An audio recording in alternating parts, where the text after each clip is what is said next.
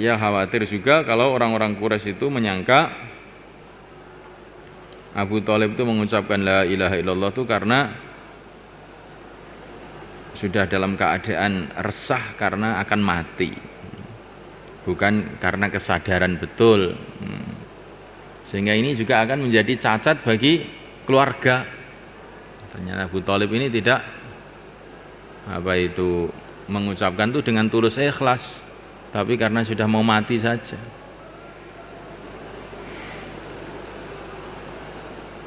Nah, penafsiran seperti ini apa ada dasarnya? Saya ngomong begini ini ada dasarnya. Yaitu ketika Abu Jahal terbunuh di Badar.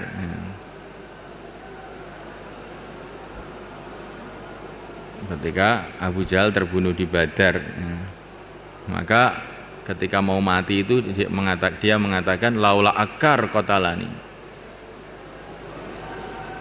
Seumpama yang membunuh saya itu bukan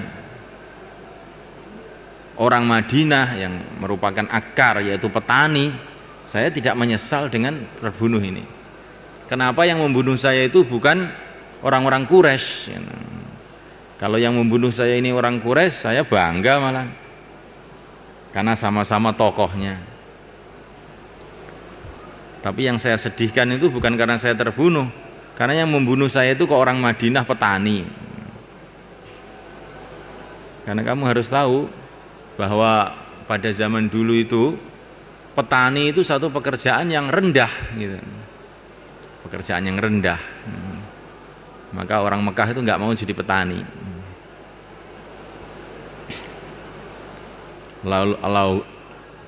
Lau ghairu akarin qatalani, katanya Abu Jahal. Seumpama yang membunuh saya itu bukan petani Madinah, saya tidak merasa menyesal dengan pembunuhan ini.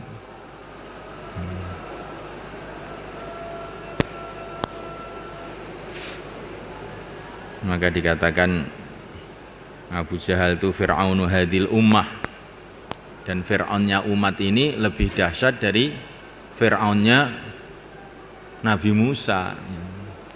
Karena Fir'aunnya Nabi Musa itu ketika sudah tenggelam, dia mengatakan amantu bi Rabbi Harun wa Musa, saya beriman dengan Tuhannya Harun dan Musa. Amanta waqad al-ana waqad asaitu qabl, sudah enggak ada gunanya sekarang, sudah tenggelam. Jadi Fir'aunnya Nabi Musa itu ketika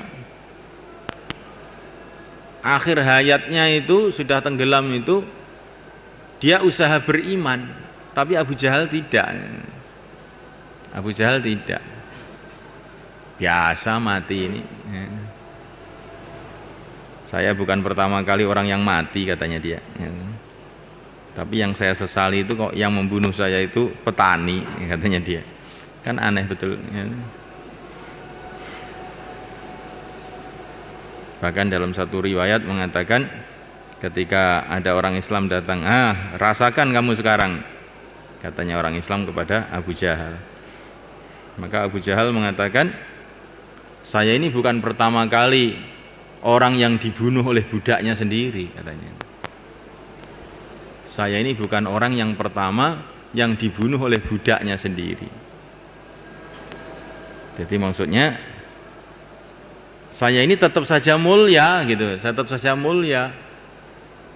Yang membunuh saya tetap saja hina, yang membunuh saya itu kan budak. Jadi orang Madinah itu dianggap dia jadi budak semua. Saya ini bukan pertama kali orang yang dibunuh sama budaknya, katanya dia. Jadi saya ini walaupun mati ya tetap mulia saja. Yang membunuh saya ya tetap saja hina, itu budak saya, katanya dia. Ini Abu Jahal laknatullah alaih itu sampai kayak begitu kekufurannya itu.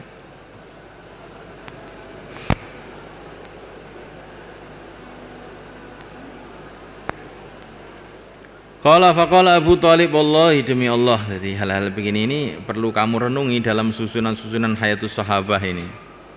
Karena susunan-susunan Hayatus Sahabah itu ada kaitan budaya Arab pada waktu itu. Nah, ini kalau orang itu tidak tahu budaya Arab pada waktu itu, dia sulit untuk memahami apa yang dikehendaki dengan susunan-susunan ini. Maka kamu renungi betul-betul.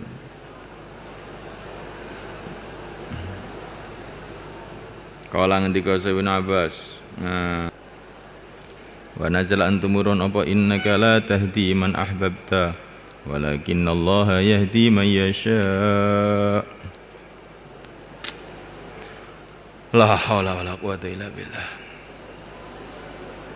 Ini masalah hidayah ya. Masalah hidayah.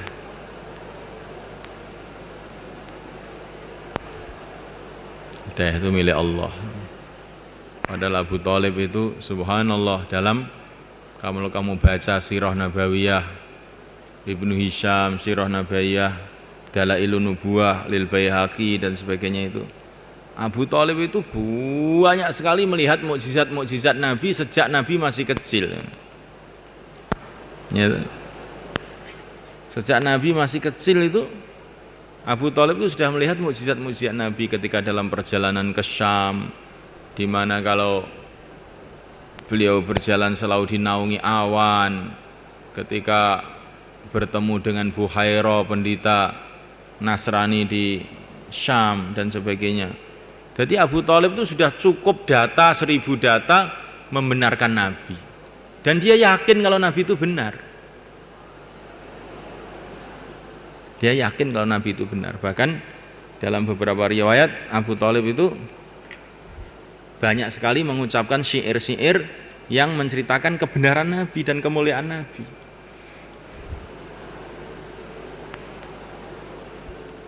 Tapi anehnya itu dia ini tidak berani menyatakan la ilaha illallah, itu enggak berani. Ya gara-gara menjaga ketokohannya tadi itu. Jadi Abu Thalib itu tipenya itu orangnya itu ingin menjaga semuanya gitu. Ya saya sebagai paman akan saya bela habis-habisan keluarga saya, tapi saya ini sebagai tokoh Quraisy ya tetap saya pertahankan ketokohan saya. Jadi maunya dia ini di tengah-tengah jadinya itu. Dia tidak mau meninggalkan ketokohannya, itu nggak mau dia ini. Padahal dia cukup banyak menderita itu karena membela Nabi itu, sampai 3 tahun dikucilkan di Syi'ab Abu Thalib juga ikut.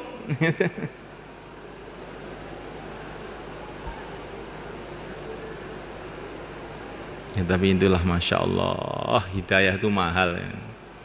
Jadi bukan orang itu kalau sudah korban itu mesti dapat hidayah, itu juga tidak. Makanya innaka la tahdi man ahbabta. Subhanallah. Orang yang digunakan oleh Allah untuk memelihara Nabi sejak kecil, bayangkan. Lah kok nggak dapat hidayah? Ini kan betul-betul perkara yang aneh.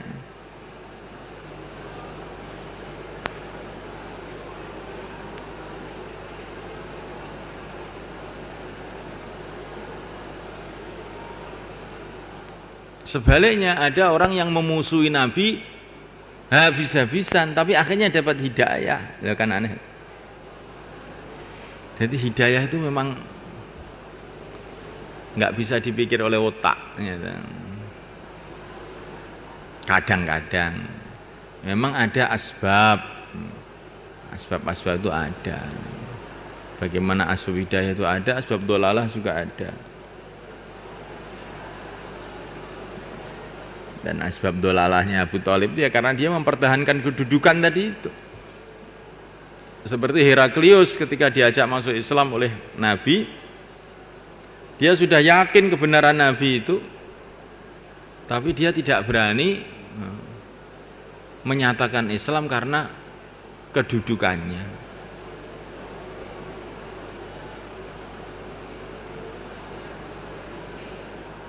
Jadi ini menunjukkan apa kesimpulannya dalam fikih itu? Kesimpulannya bagaimana? Orang itu walaupun yakin terhadap benarnya Islam, benarnya Nabi, tapi kalau dia tidak berani menyatakan la ilaha illallah Muhammadur Rasulullah, ya tidak dihukumi Islam. Tidak dihukumi Islam. Jadi Islam itu bukan hanya dalam hati saja, tidak. Harus syahadatu alla ilaha illallah wa anna muhammadar rasulullah.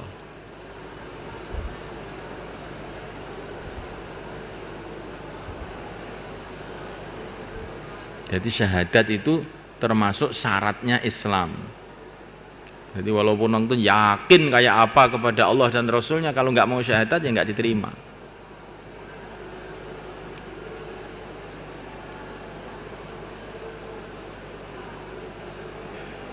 Masya Allah.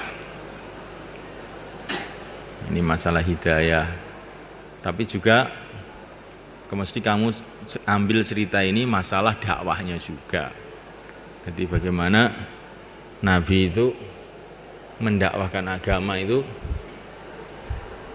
sampai kepada akhir kehidupan orang-orang di sekitarnya. Abu Bakar sakaratul maut didatangi oleh Nabi. Dan ini terus begitu.